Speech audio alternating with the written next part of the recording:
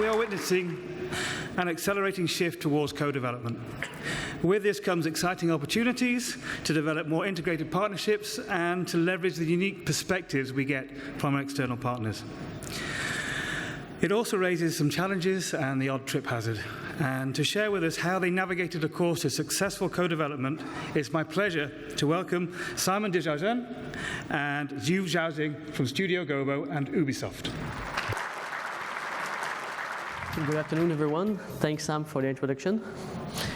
So we're here today to discuss about our press, what makes a warrior, co-development, partnerships between Ubisoft Montreal and Studio Gobo. So our goal today is to tell the story of our journey until today, basically.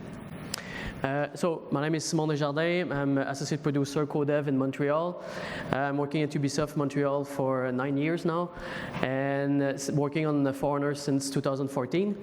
Prior For Honor was mainly work on the Far Cry brand, on Far Cry 3 and Far Cry 4. And before I joined Ubisoft, I was working for an independent developer, which gave me the opportunity to work on many licensed games for Disney and THQ, and also the opportunity to work on original IP that we developed.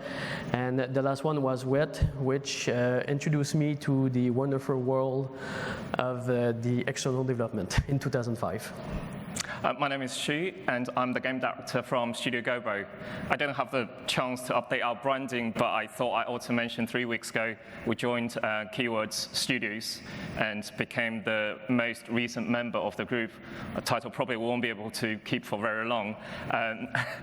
But no, it's great to be part of the group. I started my career as a level designer 14 years ago from Shanghai, and working interestingly for Ubisoft at the time. And I've been with Studio Gobo for the past 6 years, and we are in Brighton, England, and we specialize in distributed development. And in the past 2 years, we had a great opportunity collaborating with Ubisoft Montreal on the innovative fighting game For Honor. And for those who are not too familiar with the game, we are in our 2nd year of our live service period. So now, let me introduce you to the universe of For Honor.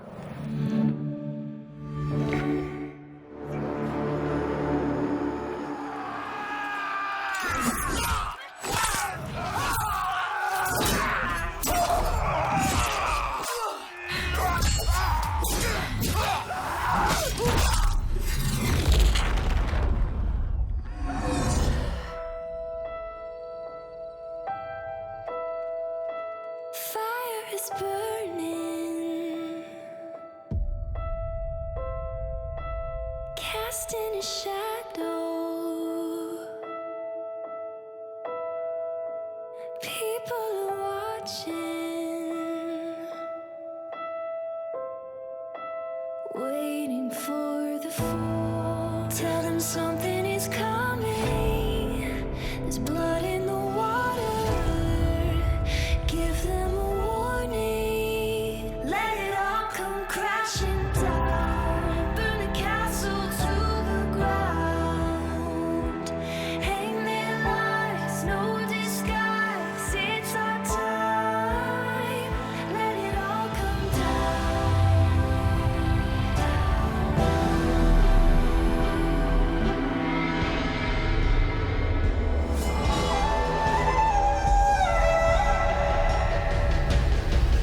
Let it all come crashing down, burn the castle to the ground, hang their lives, no disguise, it's our time, let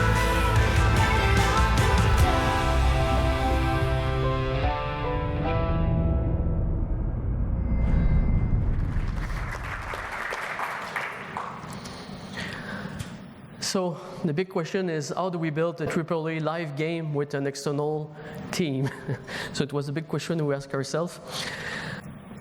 As you can see, as you know, the projects these days are a collaborative effort. So the game was mainly was led by the Ubisoft Montreal, but many Ubisoft studios contribute to the game with us. We had Ubisoft Quebec, Ubisoft Toronto, Blue Byte in Germany, Bucharest, Pune, Chengdu, Shanghai, and the Philippines. Unfortunately for us, one of our team had to move to another projects when we shipped the game. So we kind of need some extra help to help us to maintain and develop the content for the live phase of the game. And unfortunately, there was no team available internally at Ubisoft, so we had to look at externally, and that's when Studio Gobo jump in the adventure with us.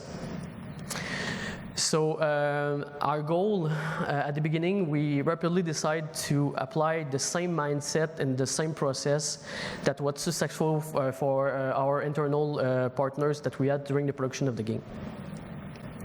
The first thing we did that we duplicate from what we did with our internal partners is, and I think that's a very important point, is we had dedicated directors and the production managers that were like available on a daily basis to answer the questions from Gobo, support them, provide feedback.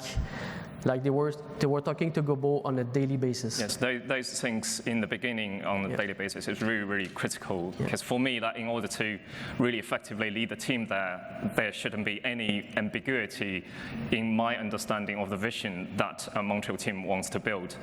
And over the time, those frequencies of those things that kind of gradually reduces. However, I always have a direct communication channel and talk to the creative directors in Montreal. Yep. So I think it's a key. So those guys need to be focused on maintaining the relationship and provide the feedback. So they were like, they won't be swarmed by works from Montreal, so they were like dedicated to support Gobo. On top of that, we had identified key people for support, mainly technical artists, designers, programmers that we identify. And we also plan in their schedules times to be able to support Gobo on an on-demand basis. So basically, most of them, we book like 20% of their time in the schedule to be able and available for Gobo if they have any questions to support them. On top of that, we also had like a weekly video conference call meeting to review the progression, the work of Gobo, provide feedback, and also sync on a production-wise and also creative-wise. And finally, we were also doing like basic assessments during milestones for the delivery of a feature. So again, we were going with the video conference call to validate, following the process we had in Montreal with the feature we were also approving in Montreal. And in the case of the important feature, we even arranged travel between the studios. So we, the core team in Montreal went to Gobo to do the first validations. Do the same. And then Gobo visit us to do, because it was just before E3, so it was a little bit hard for our core team to travel just before E3, so Gobo was kind enough to come in Montreal to do the validation with us. Ideally in summer, not in... Yeah, it was in the summer, which is good for them. Winter is hard in Montreal. Important point for us was to export our project cultures, and the first pillar of our culture is transparency. So, in other words, it's no bullshit. When I joined For Honor, I rapidly defined a set of rules for our partners. So the first rule of For Honor is there's no bullshit on For Honors. And the second rule of For Honor is do not screw with the first rule. So, and Chu can testify, that's probably the first thing I'm saying when I speak to the team during my first visit. Yeah. I'm going through those rules. I told the team as long as we stick with the second rule, we'll be fine.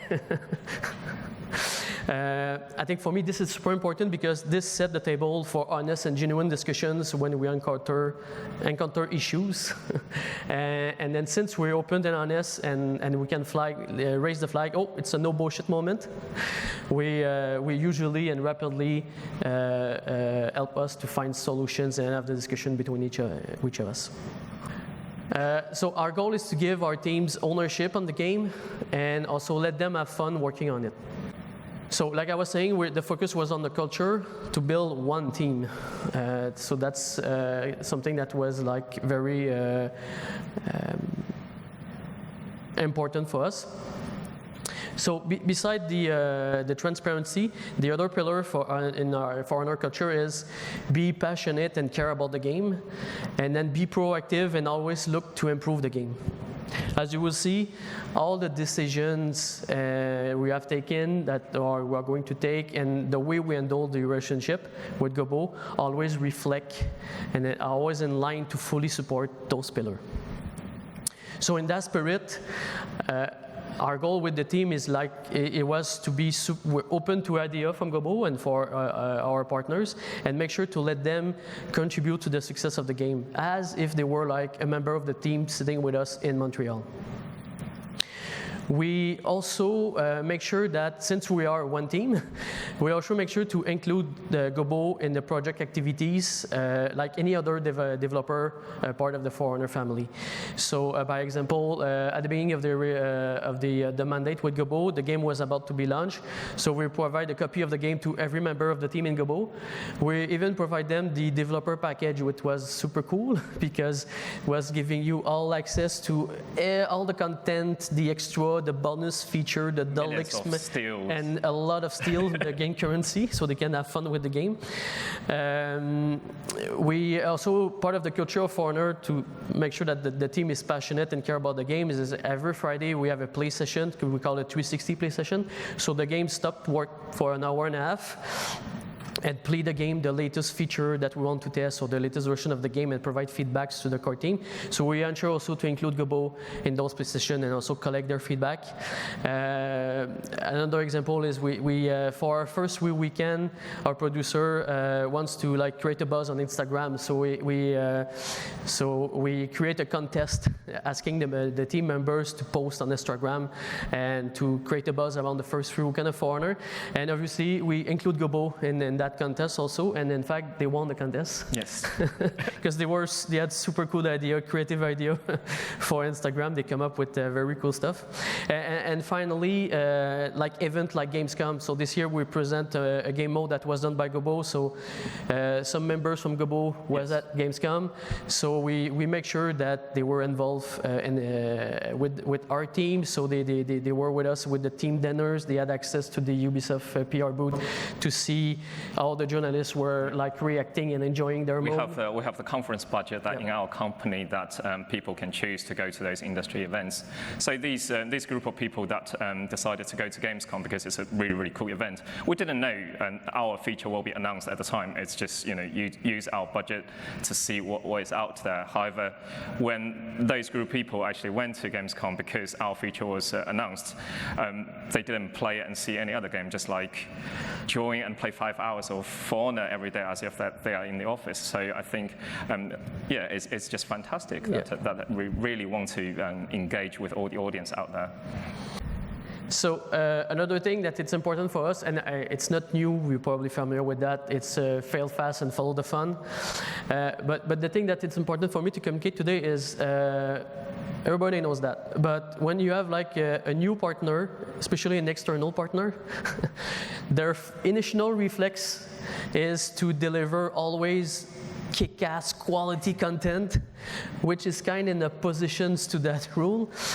So it's also one of the first things we said during our first visit is like, we just reassure them, don't worry about the quality.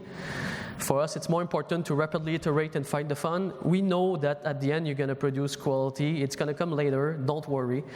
And I think that give yes. you the buy-ins to move forward and then produce kick-ass. Yeah, absolutely. I think we really took that mindset on board. As you said, that it's not really an uncommon idea for many of the dev teams out there. However, I think naturally as a co-dev partner, you worry about presenting unfinished work and how would that fairly reflect on your capability to deliver.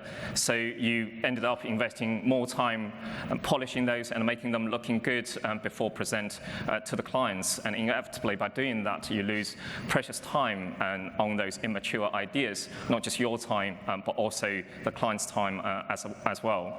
I want to show you a few examples to see the types of materials and proposals that we presented at those early discussions. So this is an image for one of the game modes that we were exploring at the time. For Honor is a team-based fighting game that in the game, if your character is defeated, you respawn, you get back into the fight until the game mode concludes somehow. So with this, we were exploring the idea, see whether we can use respawn as a limited resource, scatter them on the battlefield for the player to collect, and if your team dies enough times and run out of respawns, you lose. So as you can see, once the designer had come up with the idea, we just take a screenshot directly from the editor, not even the build, put a few symbols on them to be able to illustrate those ideas, and we just book a Skype call and start those discussions.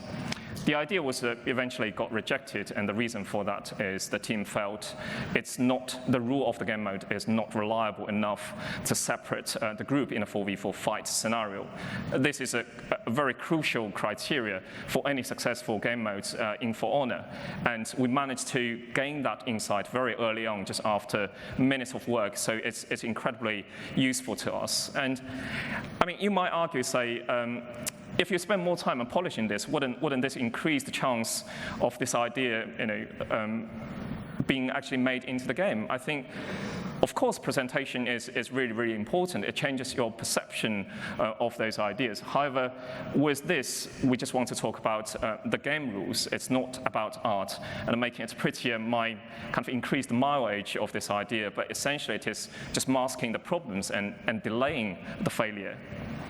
Here, with this example, again, there's nothing groundbreaking here. It's a mood board that we put together for one of our multiplayer maps here. And there's a lot of pretty images here because we are discussing art.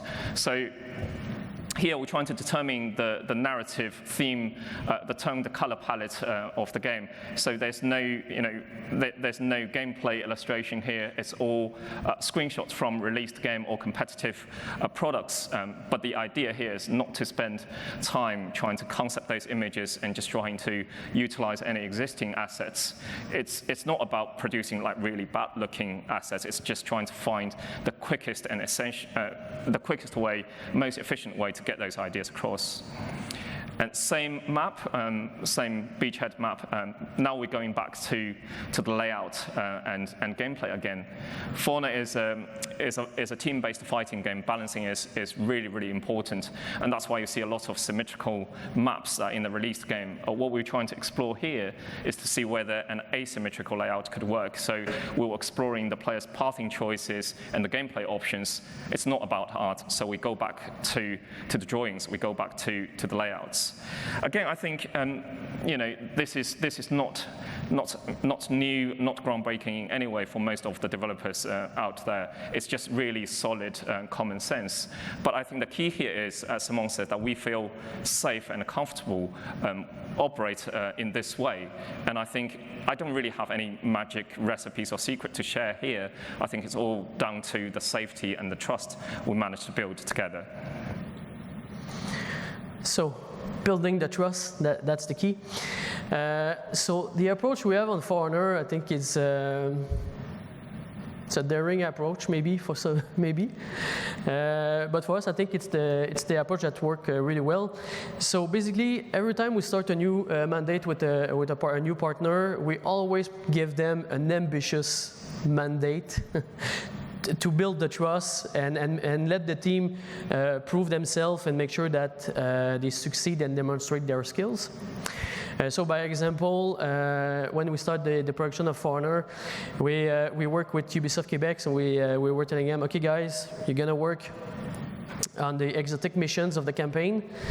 And then, by the way, you're doing the floor demo at E3 this year, like in 5 months. And then same thing with Ubisoft Toronto, they were working on cinematic, and we say, let's go, great guys, you're doing the cinematics for the campaign, and by the way, you're doing the cinematic that's going to be on stage for the stage demo at the Ubisoft conference in 5 months. And also with Blue Byte, our partner who's handling the PC versions, we had the same, in fact, we start that trend with them, and we told them, you know guys, great, we need you for the PC version, and by the way, we want to do a close alpha on PC in 4 months.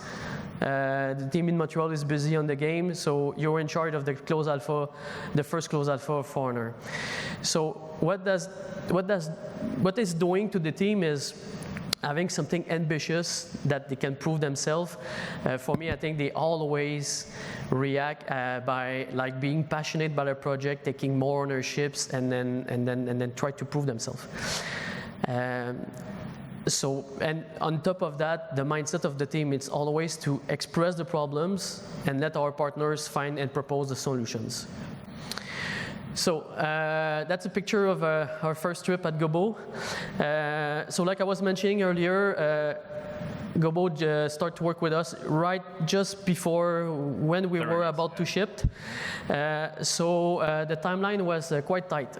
So our goal was to set up the production as soon as possible, because obviously we need their help to provide the content for the first year post-launch for Honor. So we did a big investment. We visit Gobo with the teams to start to build the trust and create bonds between the teams, do trainings, and ensure everything was working well. After that, we noticed that it really helps to remove communication bottlenecks, because team members know each other now, and it creates a good bond between the teams. And I would say with 2 years now, I can say they even friendship, because also friendship. I saw that they sending gifts to each other sometimes. So it was a very efficient way to kickstart our relationship with Gobo. So I have a quick question. How many people in that picture do you think are coming from Montreal? 5. 5? Do you have a better idea? Are you trying to tell by, like, I know that guy? No, in fact, the answer is we have 16 people from Montreal on that picture, and in fact, we were 19, so I don't know where the 3 others were, probably at the bathroom when we took the picture, but in fact, yeah, so it's a big investment, but it was really worth, because, again, we were like on a tight schedule. And also funny things, I also learned, because when I was booking the trip for Gobo, I also learned that Ubisoft has a company policy. We cannot travel more than 10 people from Ubisoft on the same flight. So I learned that. So we had to go on 2 separate flights because we were like 19. The benefits from the visit, so okay. So we ensure a solid creative alignment from the start.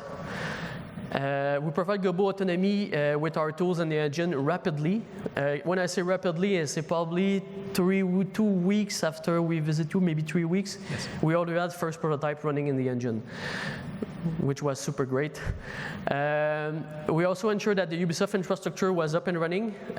So basically what I did is, a week prior our visit in Brighton, I sent our release build specialist guy, Malik. So he was there a week in advance to make sure that everything was up and running, the engine was installed, and the tool were functional before we arrived in Brighton, to make sure that the full focus on the week would be on training and the meeting. And the other thing is, we also noticed that after that, daily communications take place directly between peers, because they have met, they have a lot of beer, yes, and then and they had fun during 1 week in Brighton, so it really helped the conversation. So if putting that on a timeline, just to explain to you how tight it was. So our mandate with Gobo start beginning of February. Our visit in Brighton was the 3rd week of March, when the Ubisoft infrastructures, all the servers and the tech was ready. By the beginning of June, the training modes prototype were approved. By the beginning of August, everything was alpha approved. And by the end of September, the training modes were done. As you said, I think what's kind of worth calling out is you sent the build specialist yes, a week before the visit. So by the time that you visit, that is the first time we actually get our hands onto the engine. And no, yes, so it really started in March. Yeah. Yes, it is a proprietary engine as well, so it's really, really incredible to kind of illustrate the value of those face-to-face desk time, helping us ramping up to achieve that efficiency and velocity. And between February and our visit, obviously the team worked on design and proposal on papers, so they did paper design, and they also had the opportunity to play the game, to learn about the game. And then when we visit them, we noticed that they really had fun to play the game, and they were like pretty good because they Probably too much fun. they kick our ass. So they were beating the dev from Montreal, and then we were surprised. Oh, and we saw that those guys right off the bat were already passionate about the game, which was like our main objective. So also during the visit, another practice I was doing with our external partners was to, I asked them to produce an introduction video to present the teams to the people in Montreal. Because yes, some of the guys visit them, they have an idea of what Gobo is, but for the rest of the team in Montreal, Gobo it's still an abstract company that's working with us. So I show some of example of video that other teams did for us, and Gobo did in fact a very good job, and they did that video to introduce themselves to the team. Just as an example, so the reason why it was a big rush is because the training mode was supposed to be released in November. Finally, because of live plan change and with the dedicated server that we were implementing on For Honor, we decided to push that up to May this year.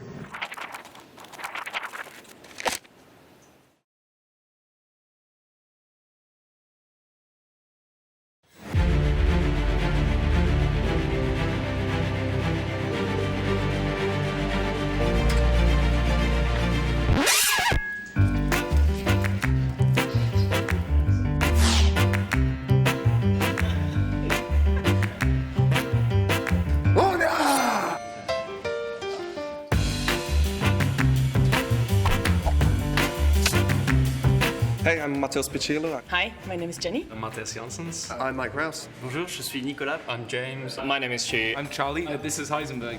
So we started Studio Gobo in 2011. Our idea was to provide independent development services to major publishers around the world. Can I say about the project? Very, very excited to work on For Honor. Obviously, the latest project is one of the most exciting. Can I talk about For Honor? I think Ubisoft, a company that have a lot of passion, so it very much mirrors like our team here. It's nice to actually work on something that I like to play. I think the best thing at Gobo is definitely the people, the team that we have. It's almost like meeting my family. Everybody's really close together. It's just a great team to work for. My weapon of choice, I would take a sword. Stabby sword, stabby stabber. 2 axes. Give me a dagger. 3 words to sum up Studio Gobo. Family, knowledge, and have fun. Very good breakfasts. Passionate, respectful, and dogs. Fun, creative, independent. Probably food. Food.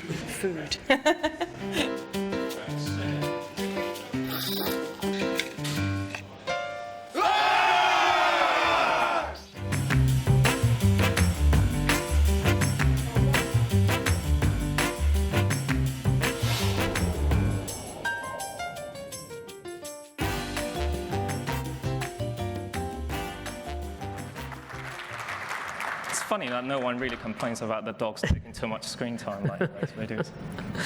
So that really broke the ice for the team in Montreal. So they saw that it were like passionate people working with us on the team, and I think it really helped to develop that culture inside the project. So that was another thing I think important to do when you add a new partner. So the next step we did on For Honor is during the production I'm doing what I call the For Honor Co-Dev Summit. So basically I'm flying in Montreal, all our partners around the world, Gobo, Blue Byte, the Chinese, our Chinese friends from Shanghai, Chengdu, to Montreal. So the purpose of the summit is to make sure that everybody's on the same page for the upcoming milestones. It's a good occasion to set up creative and technical sync between teams if we have some issues to discuss about it. It's also a good opportunity for meeting and sync with other Ubisoft teams. So by example, Gobo had the opportunity to sit down and have open discussions with Blue Byte. Yeah.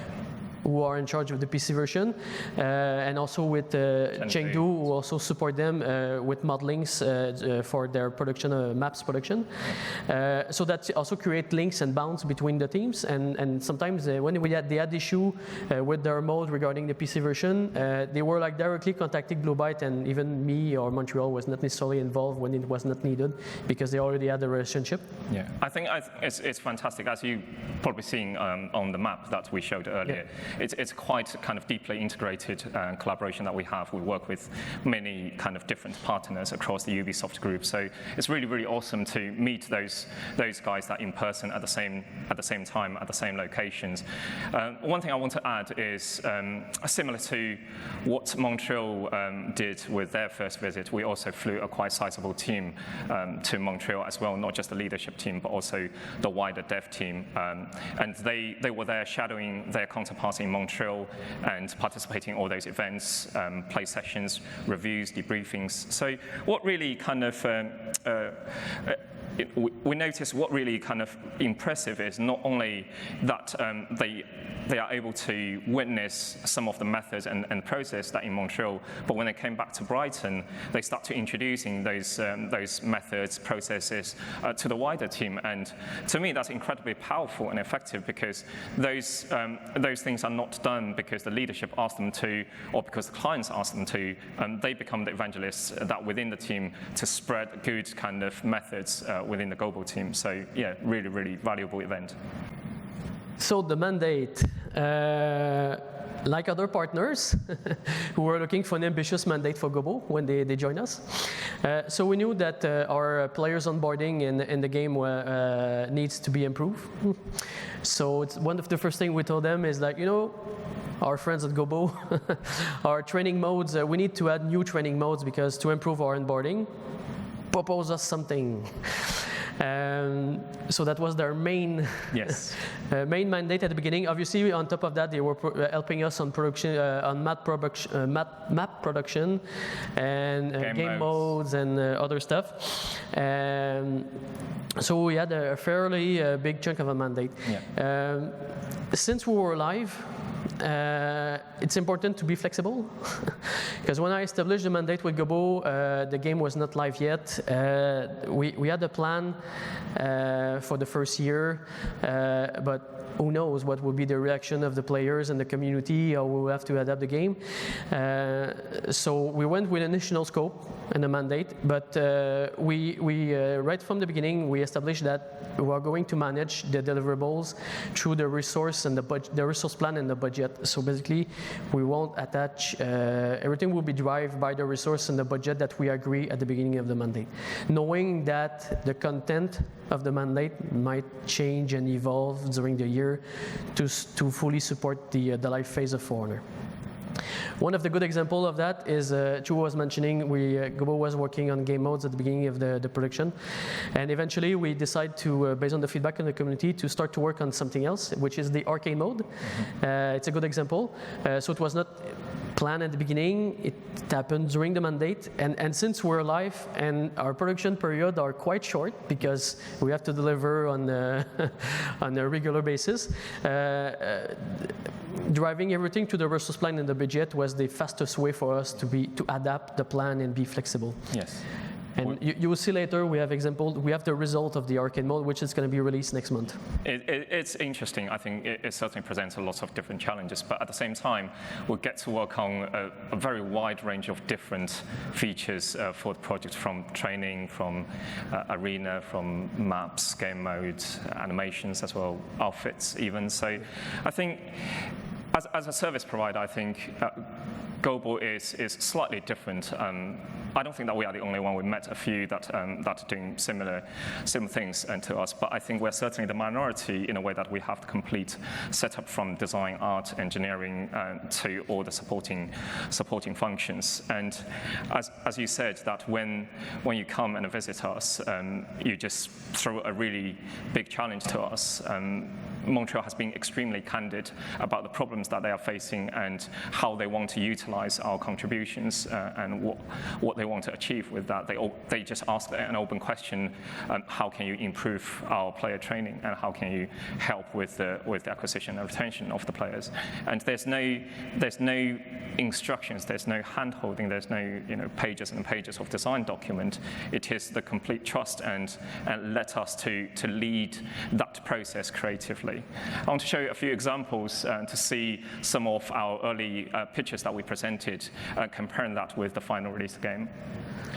So this is an early concept that we did for the training mandate, that we looked at the existing first-time user experience and want to provide something more exciting PvE content to really expose and validate the player's skills. So here we want to introduce new UI widgets to give you immediate feedback when you are doing something correct or incorrectly.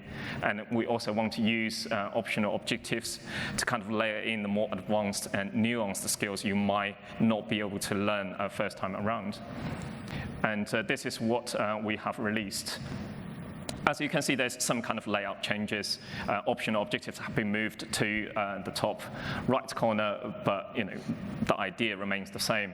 And we refined the timing widget. Not only we give you the immediate feedback, but we also managed to extract the timing information and give you more granular feedback in it. And another example is we want to really craft specific, purposeful scenarios for you to utilize your skills. Here on the battlefield, that you have raining arrows from the sky, and you have to use the dodge action to avoid being hit by that. So in the final released version, that we moved this scenarios onto a narrow walkway to better contain the player, and we replace the arrows with flaming catapults, and just to increase the drama. But it's exactly the same idea, and it's even happening in the same map. And last one, I always said to my team that we don't want to just create a kind of copy me, repeat 10 times tutorial. We want to create really exciting content that happen to effectively teach the player. And at the end of each trial, as we call them, they will be presented with a success screen that we really celebrate your performance and also help us to communicate what you might have missed. And when we eventually ship the game, as you can see, there's some simplification on the layout there. But I think the core idea remains the same. We want to exaggerate the performance that you managed to achieve, and the original intention was kept intact. And I think, for me, everyone came to XDS because we really believe in distributed development, and I think with the continuously rising cost, scope, or ambition for your future projects, I really believe there's huge potential in setups like us to take on more creative and complex mandate. I think everyone sitting in this room, no one would even question these days, can you confidently outsource your art production? Can you outsource your animation or localizations? But I think for me, you can also distribute your design, and you can distribute your design and the whole implementation with it. And this would free up your precious creative leadership, time and resource, and enable you to really manage an even bigger scope and ambition. I mean, if I look at my badge, which conveniently I'm not wearing now, it says service provider on it. And I think, like many of us here, the biggest asset, if not the only asset that we have, is the people, the talent, the experience, the kind of the rapport and the unquestionable trust among us. And good, talented, ambitious people want exciting things to work on, and to provide them with projects like For Honor is hugely rewarding and motivating for the team. And I also believe that this is really beneficial for the clients too, as we take more ownership of a game, that the team generally feel invested in the project, and we're looking for opportunities to improve the game outside of our original responsibility. So we truly feel that we are an extension of your core team there. Yeah. So yeah, we are one team. So I mean, when we did the training mandate, we always say we want to kind of create a journey that takes the player from an apprentice to a warrior to eventually become a master. And when we look at the list list-based menu system that in the game we feel hey, there's opportunities for us to do more. So we proposed, what about that we change it and we challenge the kind of excuse me, we challenge the existing branding of the game and say, can we use a tile-based menu system to visualize that journey of the player's growth there? And this is what we shipped. If you launch the game today, this is what you will see that in the game. And I would say, it's pretty much a one-to-one relationship apart from maybe some slight discrepancy there. You notice that the master trails are not part of what we ship. The reason is during the production, we did some change in the mandate. We had the arcade mode and we did other change. and the scope of the master trials didn't fit anymore inside the resource plan and the budget we agree on. So basically what we said is we turned to Gobo and said, guys, find another idea to improve the training of the player with what it's remain in the budget and the resource. So they come up with a very cool idea. Unfortunately, it's not announced yet. We have a newer version of this menu, but we can't show you today. So it's going to be announced in the coming weeks. Before it's going to be out next month. So in a few weeks, our marketing team will tell you more about it. But it's a very cool feature, and it was possible to do it because like I said earlier, we got the flexibility that the way we manage our contract with them. So celebrate our success. Since we are one team, we have to celebrate our success together. And we were not shy to highlight Gobo's contributions. So at every team meeting, I was doing an update on the progress on Gobo and show their show and tell, because they were doing show and tell every week. So it was shared with the team. We had a section in the newsletter giving update and news about Gobo. And obviously, we have a weekly stream on Twitch, The Warriors Den, and we always take the opportunity when we release stuff they're working on to give them a kudos and highlight their work. So we have a short video showing some example of what we're doing to celebrate the success. We got a new map, but it's friggin' awesome. Roman, give us a little taste here. What's going on? Because actually the map that we're gonna see hasn't been done here in Montreal. So it's been a year now that we're working with Studio Gobo in the UK, in Brighton. And those guys are really good. They're awesome. It's really great to work with those guys. They are the team that created for us the whole revamp of the onboarding, the new trials, the new arena. But also, they have been working for multiplayer maps for us. And the first map that we will release for them comes this season. Yes. And it's called the Beachhead. And we are going to check out our Season 7 map, the Secluded Keep. And I think that map has been made by Gobo Studio in in Brighton. So again, really good job, guys. I think we even have a picture of the Gobo team if you want to shout them out. Please. Shout out to the Gobo team. They gave us last season map. They gave us that map this season. Gave us also the new all the new tutorial system and more things that we will have to reveal later this summer. So Arcade is a new PvE experience in For Honor. It has been developed by Studio Gobo in Brighton. Again. The Gobro! The same guys that did maps for the past 4 seasons now. That did the new trials, the arena. Now they delivered for us the arcade. So as you can see, it's not big investments for us. We just have to take the time and just give them recognitions and highlight their work. And I think, and maybe Shu can testify. It's really, really awesome because we are big fans of the game. Like as you see in the video, that the team really enjoys playing, and they are big fans of Warriors Den, which is a weekly streaming show to kind of introduce the features. So to be able to hear the core team keep mentioning our contributions to the project is very, very exciting for us. So the achievement of one team.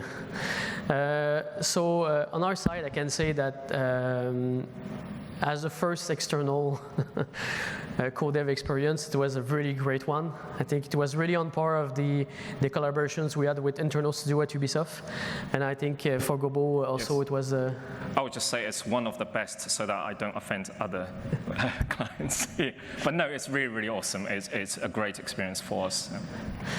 I would say this is the most ambitious projects that we've ever collaborated.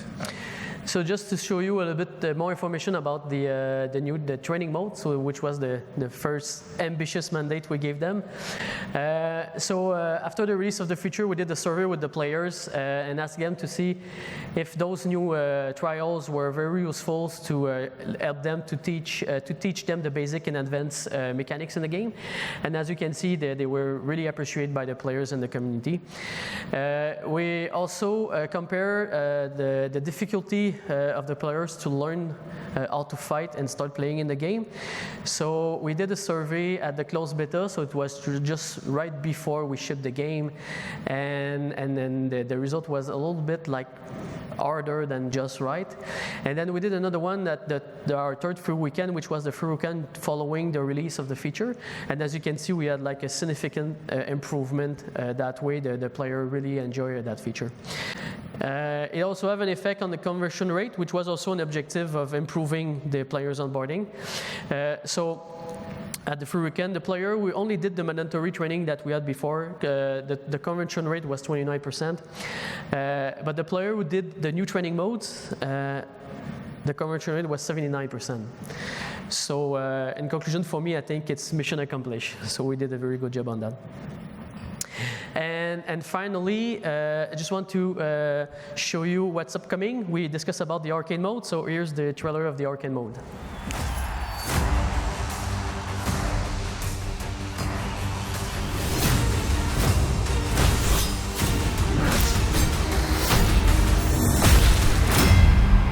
Can somebody give me a real challenge?